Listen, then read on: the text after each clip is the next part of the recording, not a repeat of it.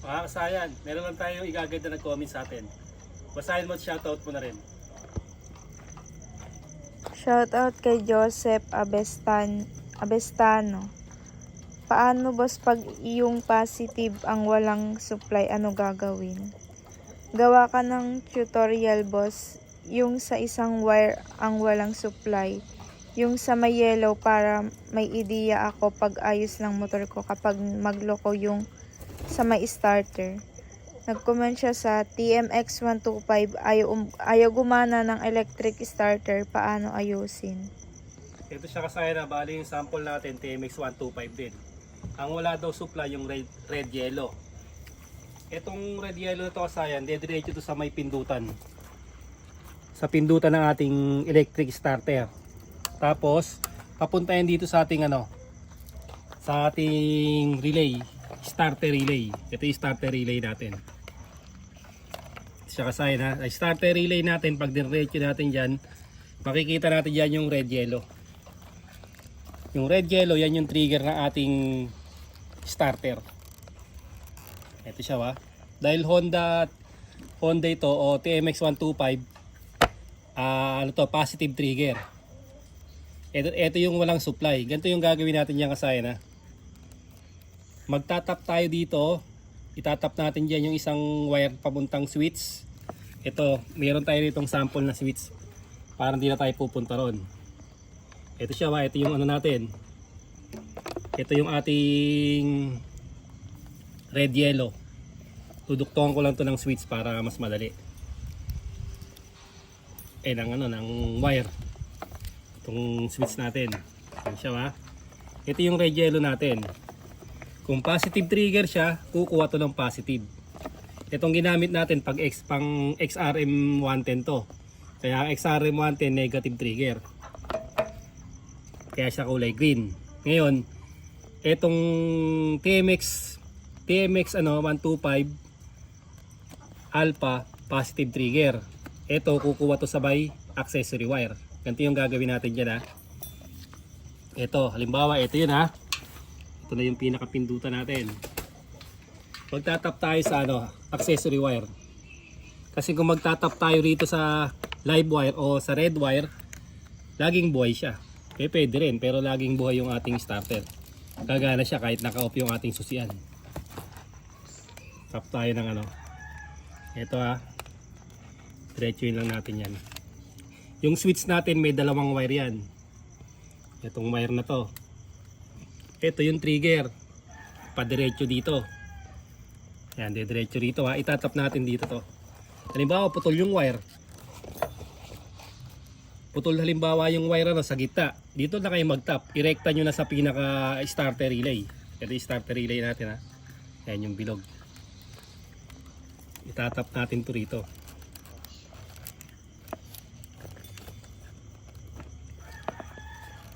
Dahil sample lang to, papaipit ko na lang Ito, pwede rin itap dito.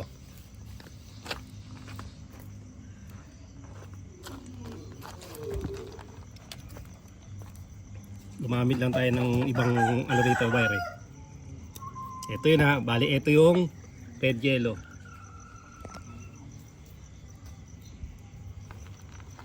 Red yellow, itatap lang din natin sa red yellow. Pag ganito problema ng inyong ng inyong motor. Kung negative trigger naman, sa negative lang siya itatap. Pwedeng negative ng battery, pwedeng sa body ground, o pwedeng sa kulay green.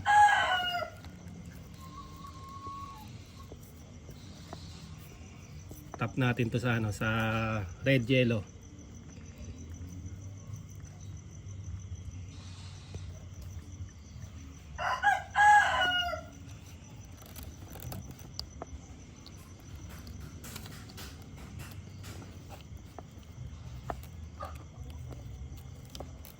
Pag na-tap natin ito sa red yellow, kailangan natin ng positive.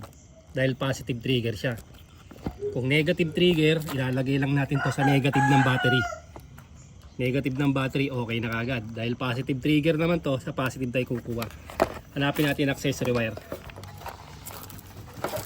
Dito, sa may brake switch, meron kayong makikita dito na kulay black. o accessory wire. Ayan siya ba?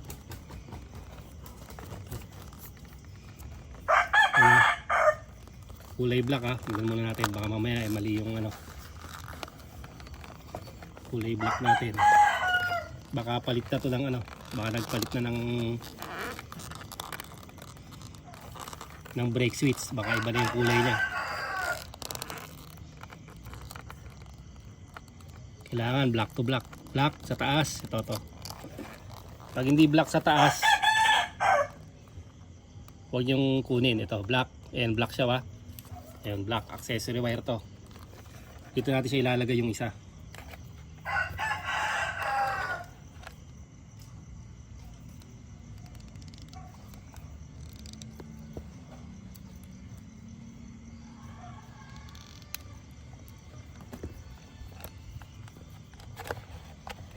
Para pag open ang susian, saka pa lang siya gagana. Kasi pag sa positive na red natin nilagay siya, kahit patay yung susian, gagana yung starter natin. Pag napaglaruan, ano siya, malalobat.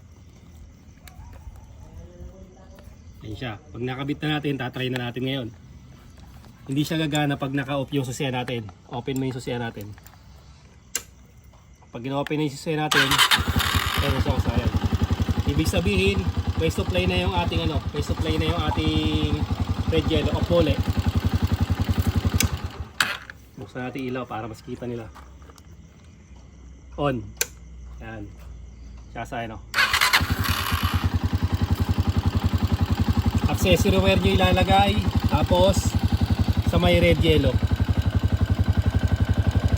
Yan siya. Paano naman kasayan kung nakarekta ka na, hindi pa rin gumana? Nirekta mo na, tapos hindi pa rin gumana yung ano, yung starter. Ito, alisin mo tong isa na to. Ito. Alisin mo yung negative. Nakarekta ka na ng ano, ng red yellow, hindi pa rin gumana. Alisin mo yung negative, i-diretso mo sa body ground. Dito. Ayan na, itong isa papunta to ng ano, na starter relay.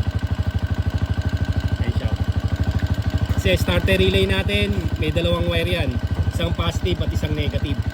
Itong red yellow, kadalasan yan ang trigger. Ito, ililipat mo lang to sa pa-off ulit. Ilalagay mo lang tong isang wire kasama ng red yellow, ilalagay mo sa negative. Kung halimbawa hindi gumana, ito naman yung putol niya. Yung putol niya na ano. At isa pang technique sa diskarte, ito, iano mo lang to, pagdidikitin mo lang to. Kukuha ka lang ng bakal, pagdikitin mo lang yan. Kung gusto mo namang malaman kung ang problema ay starter motor o yung battery. Pag pinagdikit mo yan, dapat mag-i-start siya. Kahit anong bakal lang, pagdidikitin mo lang to. Ito yung mga diskarte pagka mag-i-start tayo ng, ng motor. Kukuha lang tayo ng kahit anong bakal.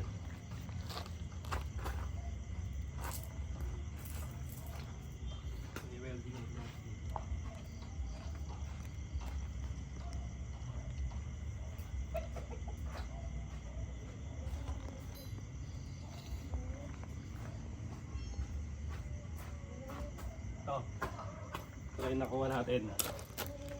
Open. Tapos pagdidikitin siya.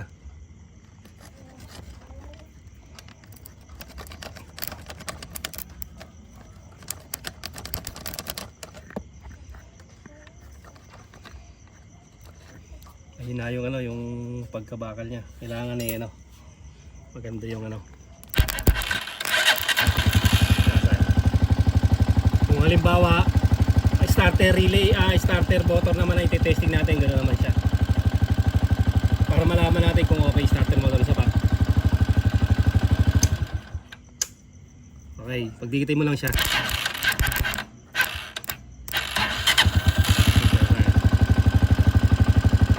Okay, ibig sabihin pag gumana na gano'n, walang problema yung ating starter motor, okay yung ating Bendix drive. Tapos meron na tayong negative.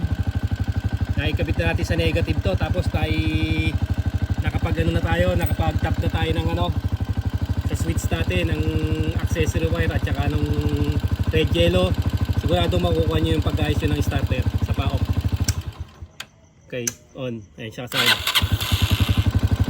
Sana nakatulong to sa nag-comment sa atin at sa mga ganito yung problema ng kanyang motor para masolusyonan niya yung kanyang starter. Hanggang dito na lang mga kasayan. Salamat sa panonood.